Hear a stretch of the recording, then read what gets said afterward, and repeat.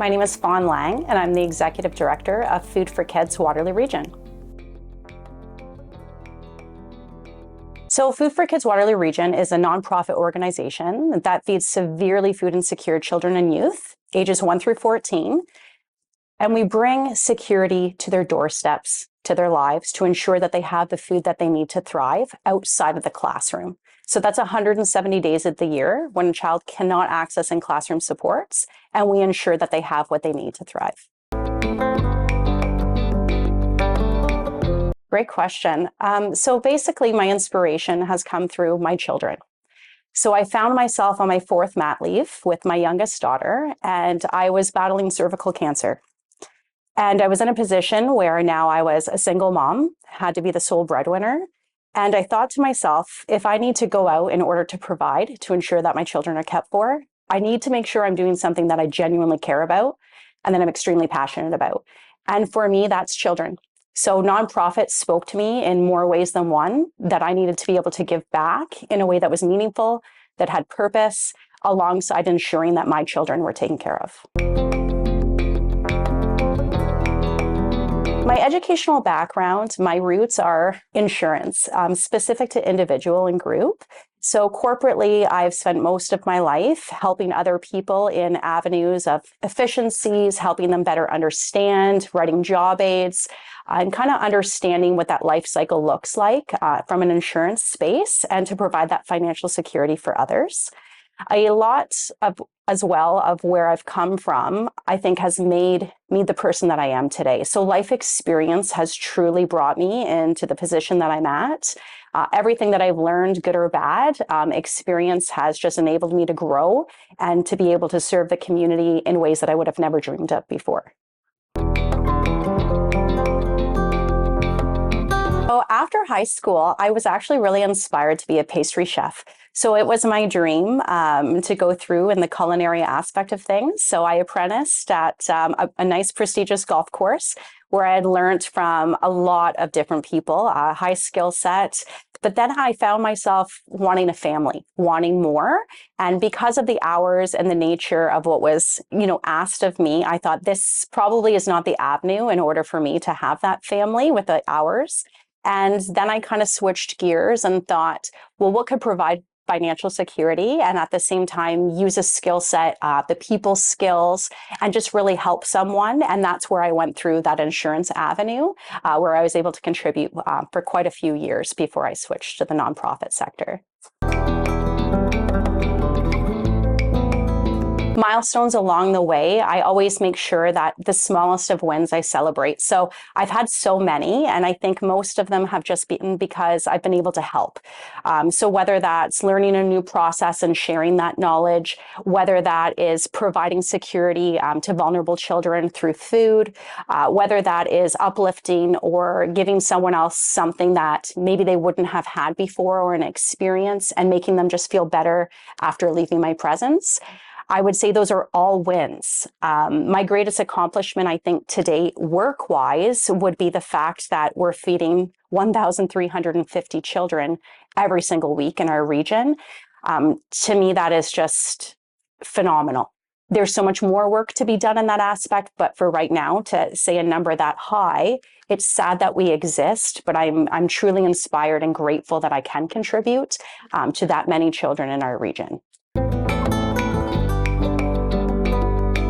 So I do think that it is a vicious cycle.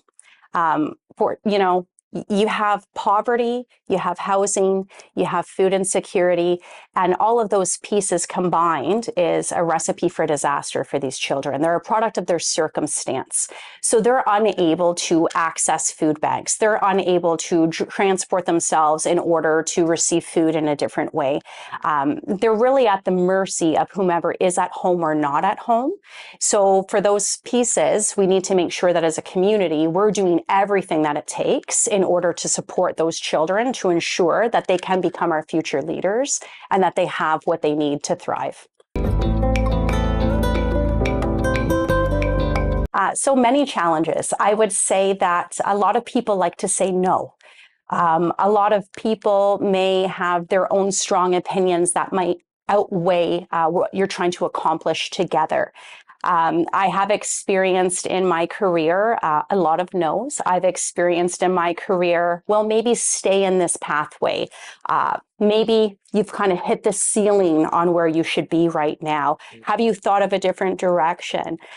Fortunately, I have a very positive outlook. So I take those no's or those redirections as an answer to itself of if the door is closed, it's not for me.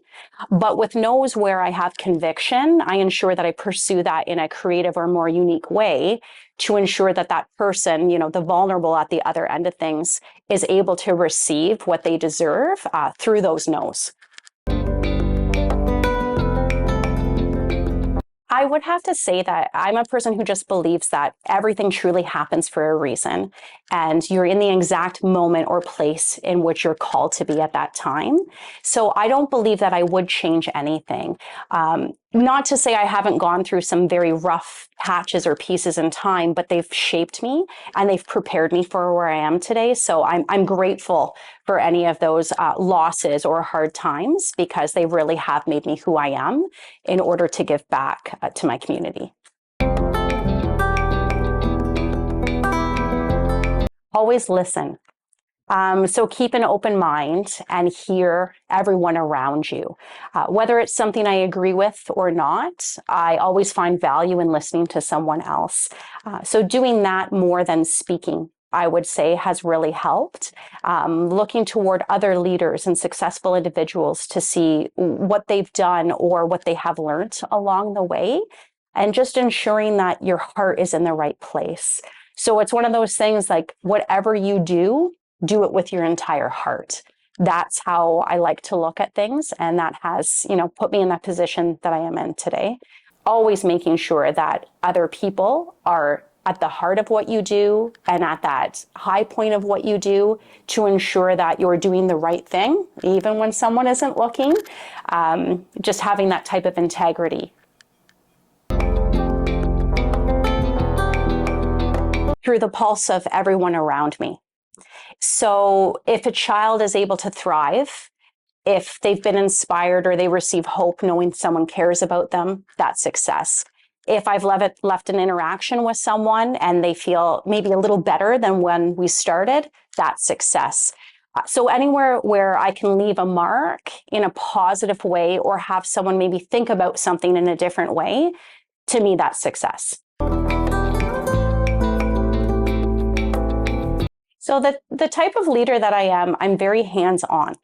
So even though parts of my position will call me to do strategic planning and be behind a desk or meet with donors and other individuals, I make it a point to be on the ground running, to meet with these children, delivering food to their doorsteps, meeting families, picking up the phone and seeing how I can help have someone join our program.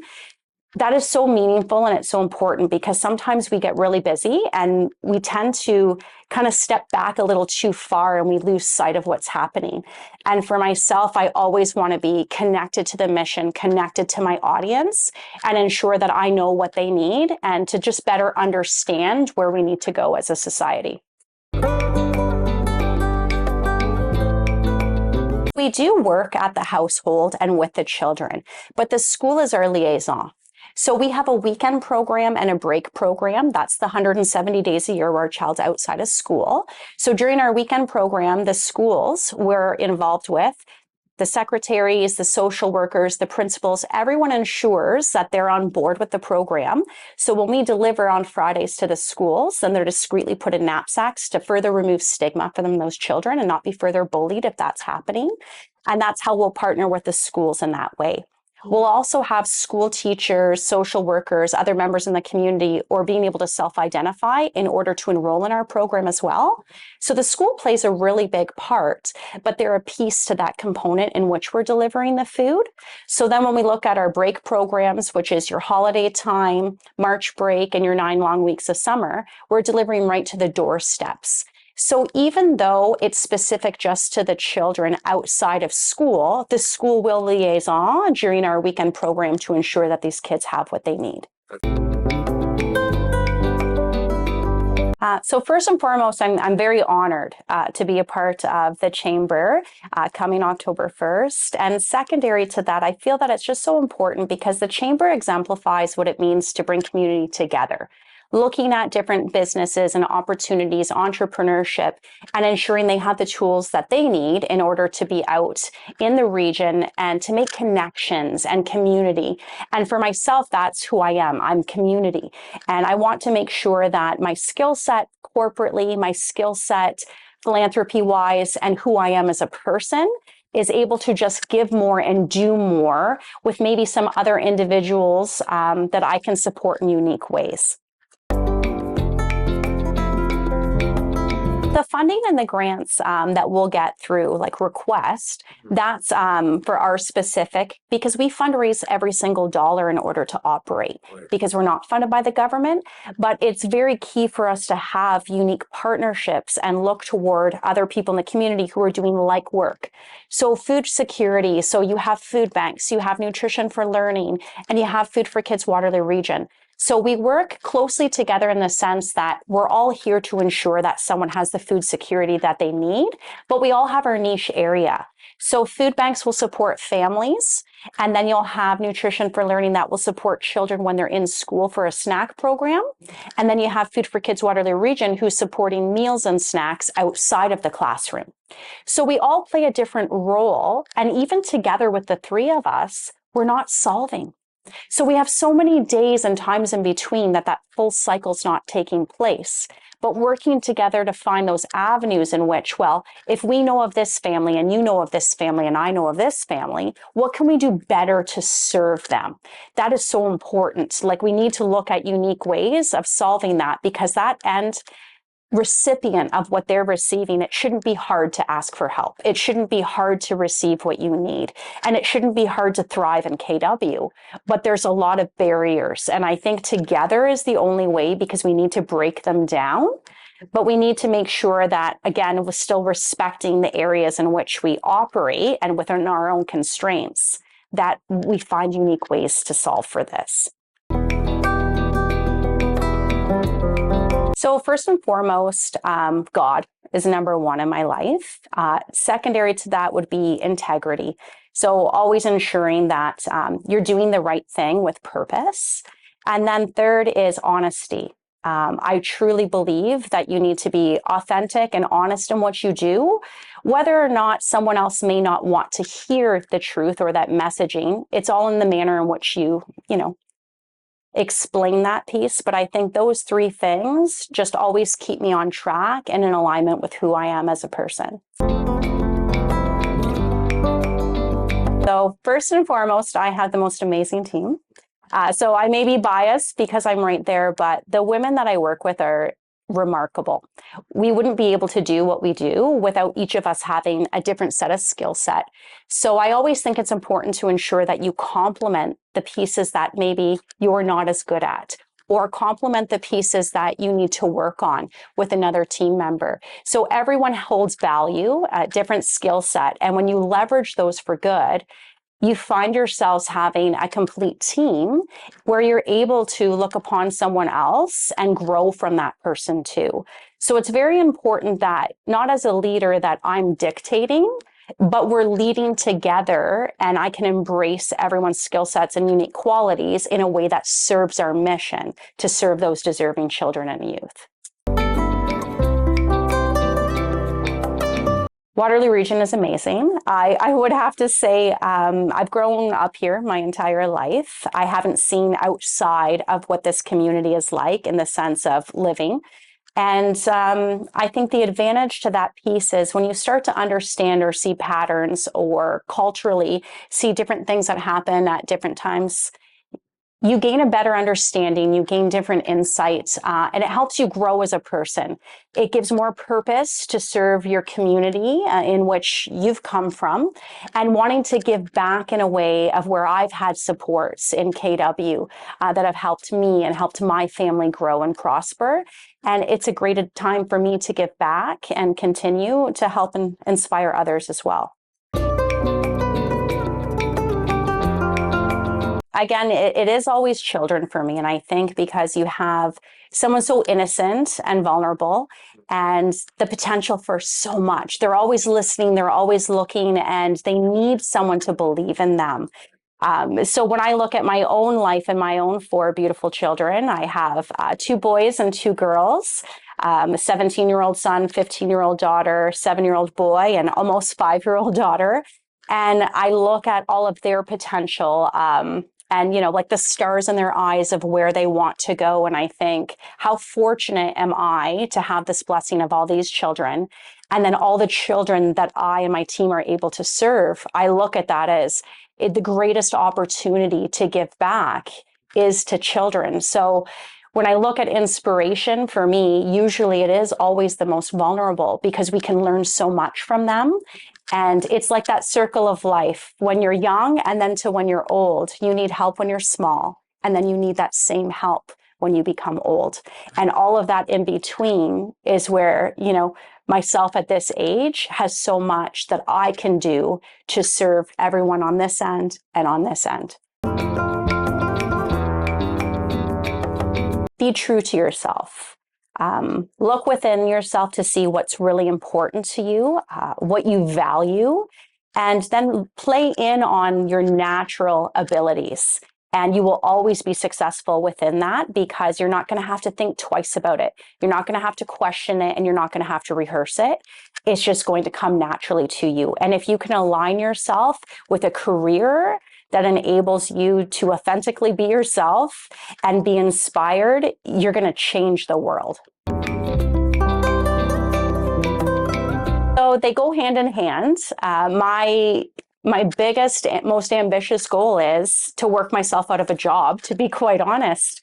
There should be no need for food security with children within our region, let alone anywhere in the world. So my goal is to ensure that the 4,000 children who need food security, that they're going to receive it. So I'm going to work as hard as I can. I know my team is going to work as hard as they can. And even if we don't see it today or tomorrow or in 10 years, I'm going to put in my best every single day because my grandchildren might see it. Their grandchildren might see it. And that's something where we can't just stop or pause because we think we're not moving that needle. We need to keep going because someone is going to see that needle push, and one day we're going to solve it. Well, we're moving. So that's really exciting. So in order to meet our strategic plan objectives for the next 3 years, we're going to reach 2,250 children by the end of the fiscal of June 2028. So in an effort to do that, we needed to expand. So it's not as simple as, you know, receiving funding or going out and writing grants to be able to say, we're going to now buy food and feed children. There's so many things to consider. So where are we procuring the food from? When we procure it, where is it going to be stored? How are we going to support our volunteers in unique ways and enable them to grow as well? So for us, that was a new space. So we're very excited for that. October 6th, we move into our new home, which is just down the road from where we are now onto Trillium Drive. And we'll be having an open house on Monday, November 3rd. So I would really encourage anyone between the hours of 12 and 7 who knows about us or doesn't know and wants to learn a little bit more, or maybe your child or your family needs food security, and we're here to help. So it's a great opportunity to come out and meet the community and just do something that means something, you know, something good for the lives of the children who are a part of KW Region. So you can connect with me directly through my email at executivedirector@foodforkidswr.ca. You can also go to our website, foodforkidswr.ca, and you can learn more through social media. So we try and be out as much as possible, speaking engagements, different social platforms, just as a different way to be able to reach our audience. So as many ways as we can advocate, that's what we like to do. You can also come in and visit us. You can volunteer. You can see what resonates with you. So sometimes it's one thing to hear about what we do, but when you actually get to place food in your hand and put it in a bag and interact with someone, see a family, a child's face, it puts more meaning and purpose into your life, and it just grows your heart. And I feel like that's the whole point of this all, right? We all need to get into that healthy way of giving back and doing something bigger than ourselves.